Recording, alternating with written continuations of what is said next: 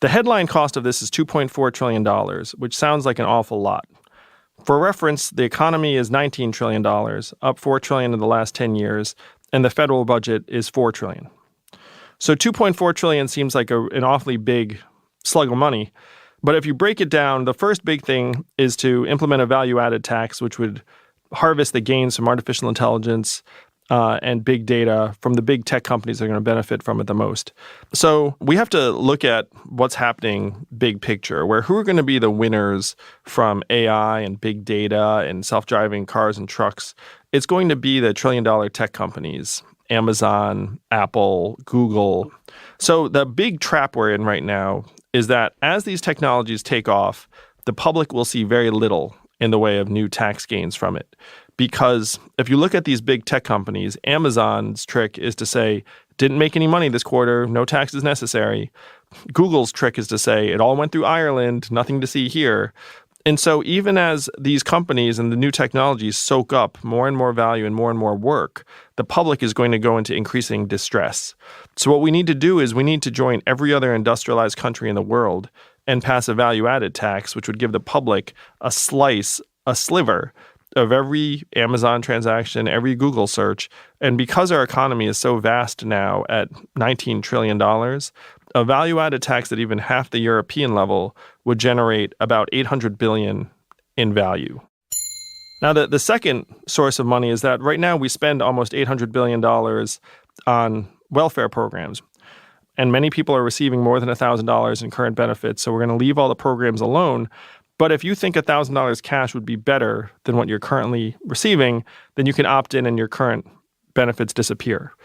So that reduces the cost of the freedom dividend by between $500 and $600 billion. Now, the great parts are the third and fourth parts. So if you put $1,000 a month into the hands of American adults who right now 57% of Americans can't pay an unexpected $500 bill, they're going to spend that $1,000 in their community on car repairs, tutoring for their kids, the occasional night out.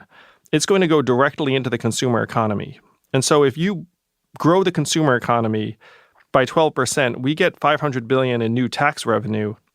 And then the last $500 billion or so we get through a combination of cost savings on incarceration, homelessness services, healthcare, because right now we're spending about $1 trillion on people showing up in emergency rooms and hitting our institutions. Gang, gang, 2020. Gang, gang, 2020. Gang, gang, 2020. Gang, gang. Yang gang 2020. Yang gang 2020. Yang gang 2020.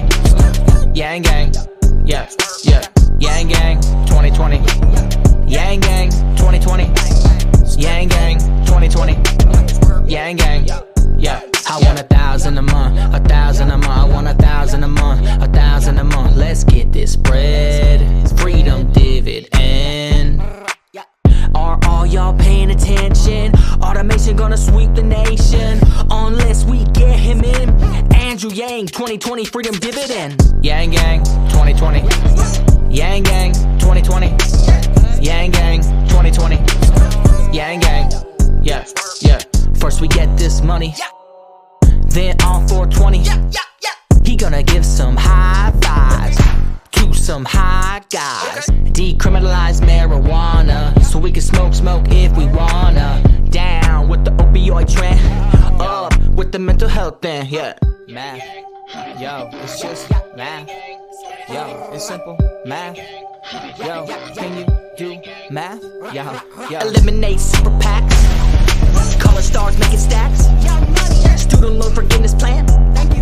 Cops wearing cameras and climate change is real again. Science rules. Teachers bringing home some bread. Medicare for every citizen. Andrew Yang 2020 freedom dividend. Yang gang 2020. Yang gang 2020. Yang gang 2020. Yang gang. Yeah. Yang gang 2020. Yang gang 2020. Yang gang 2020.